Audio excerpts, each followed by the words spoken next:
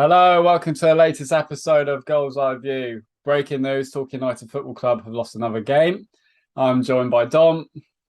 Good evening, lads. I'm joined by Chris. Good evening. I'm joined by Tom. Good evening. Right, so Tom and Chris, you were there at York at the weekend. Chris, you start. How did you see it?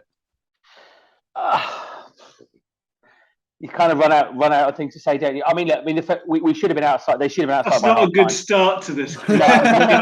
Things to say.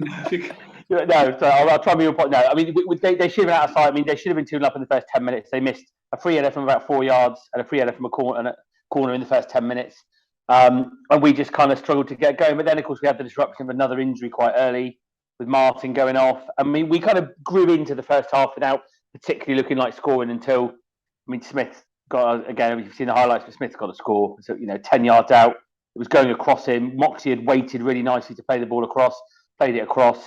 And he kind of, there was no conviction, no bash, I'm going to score this. Just kind of side-footed it wide.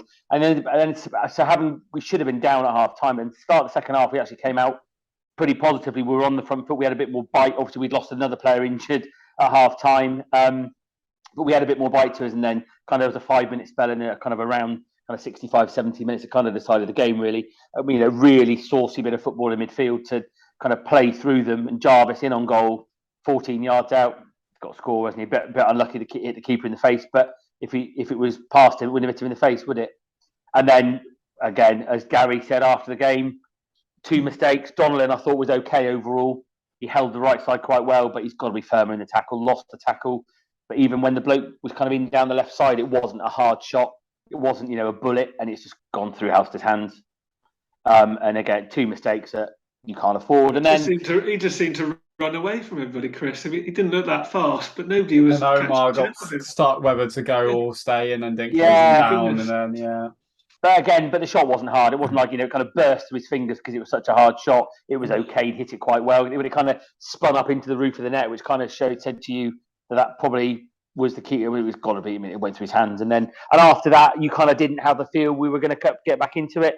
We had a couple of halves, pot shots. Goodwin had a shot that got pushed away, and Hall had one pushed away low down. But you kind of didn't think there wasn't a feel of, right, I'm not having this. We're going to get an equaliser. It just kind of petered out, and they kind of, did the usual game management. Seeing it all before. Yeah.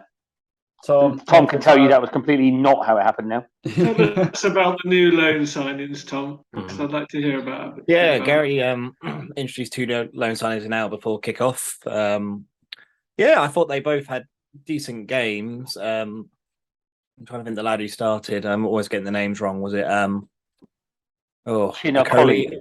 Yeah, Coley. Yeah. He looked nice. Yeah, he looks good in the defence. He's a tall lad and he's not afraid to get stuck in and get his head on the ball, which is something that he seems like he's going to be an improvement on what we've got back there. And I think you give him a week training or a couple of weeks training and he'll be worse. Yeah, well, maybe. What I'd say about him as well, I agree with that, Tom, but also he also had a bit of positional sense. Yes. Quite often when you get young lads on loan like that, they can kind of see a ball and head it and kick it in the right direction. Yeah. But it's about anticipating risk. And I thought, in an odd kind of way, this sounds awful, but he was better already than Omar at just anticipating where the risk was, seeing it, snuffing it out, kind of getting across, reading the game, probably better than Omar. Intelligence, Chris. Well, whether it comes with a bit of schooling, bit of coaching at a high level or what, I don't know. But I thought he anticipated risk in a way that perhaps Omar doesn't. Yeah, I agree with that. I think he was probably our man of the match back there. You could see like Moxie was just so frustrated at times, wasn't he? He was almost just fed up with he was almost doing 2 jobs at once back there.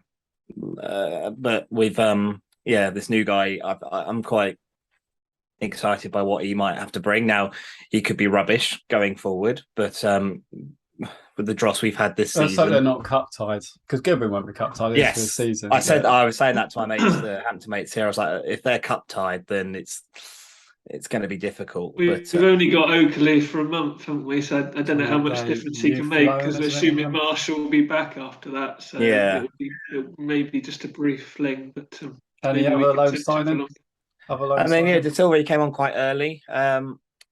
once he got himself into the game, I mean, he's got a bit of pace about him. End product maybe needs a bit of work, but then maybe that's why he's on loan with us. But again, it's one of those, I think, give him a couple of weeks with the squad in training. And I mean, again, how many weeks do we say we've been lacking pace in the squad? It's a start, I suppose. He definitely grew into the game, I thought, out wide. Yeah, there's not really much. Like he had a bit of fire about him, Tom. So I heard from a York fan that he could have had a couple of bookings as well. So, see a bit of that. It's something we've been crying out for, isn't it? So we'll see we'll see. But he was probably for 70, 75 minutes that he played. I don't think I can't say that he was terrible. Like, I think he had moments. We have moments, I think, where he's shown what he can do, but it's just unearthing that talent that he's got. And again, give him a week or two in training, and we'll see how he does. But hopefully, they're both going to be available for the Hampton game, because that will make us stronger going forward. I thought as well, and I never quite worked out what it was, but there was something about the formation. Again, structurally wasn't right. The first half, it sounded like a bit of a mess, Chris. It's almost like we were lopsided in the first half, because they kept getting kind of 2-on-1 and 3-on-2 on the right-hand side. And I think it was pure. I think only thing I can put it down to, I mean, Martin was playing very high initially as the wing back, but then when Martin went off, it became from a 3-5-2, it kind of became a 3-4-1-2, and Goodwin kind of dropped back. So we almost kind of didn't have a left-sided defender. And I think the problem was, and I noticed it. I think it's Dom, you mentioned it last week, but I noticed it more than ever. Moxie spends the whole time going. Yeah. He looked over his right shoulder so much, because he's looking at that space in behind. So of course, and when he's light over his left shoulder for a wing back, he spent the whole game kind of never positionally where to be. And they had the best player on the pitch. I mean, Matthew mentioned it in the report. The number 11 was the best player on the pitch in the first half, and he kept getting in and kept putting balls in the box. But just because he was never faced with it, he was never faced up to have to take anyone on, because he could just cut inside, drift balls into the box, fizz balls into the box, and there was never any cover. And that's our weakness as well. Any balls into the box we struggle with. So if we can't cut out the crosses, then we are struggling. That first half, how much space did they find, Chris? I mean, it was ridiculous. It was just it was just so open. But a better team would have punished us. Thankfully York missed quite a few really good chances, but it just seems like, again, in every game we're playing, teams are going to get an opportunity to get in behind us, because we leave so much space and we're so exposed with this wing back, the wing back formation Gary sort of wants to play. I still don't think he knows the best formation for this side. We saw it against Maidenhead, didn't we? Every time they broke, there was space behind. It's about the gaps between the defence and midfield. It was far too easy for them to exploit, isn't it? There's gaps every time, and it's just not being closed up, because we're not fit enough and fast enough to get back to stop those gaps appearing. And linked to that as well, Dom, I don't understand this Lapsley playing furthest forward. Happened again on Saturday. We kind of Smith and McGavin were kind of sat much more, and Lapsley was playing further forward. Well, with the best one in the world, he ran around and won a few tackles and was biting into challenges. But in terms of, you would think that industry would be better served further back, and you'd have somebody like McGavin again. McGavin got a lot of stick again on Saturday, but he has some passages of play where he picked the ball up. He has quick feet, but it's just having a bit of quality, finding the pass, somebody making the space to find the pass. He had another free kick. 22 yards out, it got blasted over the bar. What he did against Maidenhead was he tried to start the attack. So I suppose that's what Gary was trying to keep going. Lapsley maybe pressurises their defence a bit more, gets on the front foot. That's the thought, I suppose. He hasn't got any quality, has he? But if he wins the ball, what's he going to do with it? That's the point. And of course, in the end, with the way the formation ended up after Martin went off, I mean, Jarvis actually won more headers than he did do in the two home games before. But of course, by the time you're playing a much wider formation, he's winning flick-ons to nobody, because Goodwin's not up there with him. Yeah. And then you just and then the ball just keeps coming back. I think the thing about York away for me was it wasn't the fact that York were good. To be honest, I thought they were pretty average. I think it was more we just let them be better than us. I mean, that the goal we conceded was just typical us, really, wasn't it? Absolutely typical us. But like we're saying, as soon as we go a goal down, confidence is gone. It's gone. There was no hope. That's the Torquay team that goes out. They try and play a bit of football. Again, well, not just this constant. This, you know what's I coming. think it's imagination, Sam. I was Yeah, saying there's to Chris the other imagination. day, Just look like you're working on the off the pitch. You're doing your triangles. We saw it for the first 20 minutes against Scunthorpe, and I generally thought that we were turning the corner. Just working the ball well, quality from set pieces. This is the basics. Honestly, beat the first man when you're doing a free kick. When you're in a National League South and you're 4-0 up or whatever. That's when you try your little funny routines where one set's there and you pass there and you do that. But when you're just wasting golden opportunities, trying to be clever, just basics, it's not difficult. Put the ball in the box in good positions, put some quality on your crosses in, just work on that, and then the rest will come. And just ask questions, press as a unit, defend as a unit. What on earth is going on with this midfield? How it's just, especially in second half of games, just runs like it's like watching like my old Sunday League team in like under 14s. They run through the midfield and then run through the defence. It's just it's unbelievable that what we basically need is somebody who just sits in front of the defence at the moment because the defence is so doddery. And I thought that's the point. He's not that sort of player though, Sam, as he likes to get around the pitch. But maybe Hansen, that's what I thought the point of signing all these midfielders. I think they've tried him there and he wasn't strong enough. That's 5 central midfielders we basically and our set pieces at York were absolutely abysmal as well. We had a good free kick, didn't we? In sort of just before that Jarvis chance. Team is meant to be. You got to get it on target, and he said it over. But it's what one thing I mentioned to Chris the other day. One thing I mentioned to Chris the other day was set pieces. Every time we get a free kick around the halfway line, every time we put it up in the box, it never works. That's what I mean about imagination. Do something different. Pass it short, get them past a move. Instead, they let the other team get back, defend it, goes out for a goal kick. It's just those little things. I just want to see a bit more creativity there. It's interesting you say that. My dad said on Saturday, all of these long, we've got Moxie with a long throw, we've got Hanson with a long throw, Wyatt's done those bizarre off-spin throws, Donnellan was putting some long throws in. How many goals have we scored from long throws? The one at Halifax, the Moxie long throw. And that wasn't even direct. It's a good weapon. It is a good weapon. And it should be Ali goes up there, doesn't he? But he never seems to get onto it. Nowhere near it. It's just timing or what? No, nowhere near it. And it should be a better weapon than it is. But somehow it's not. You miss Joe Lewis heading him, don't you? Attacking him properly.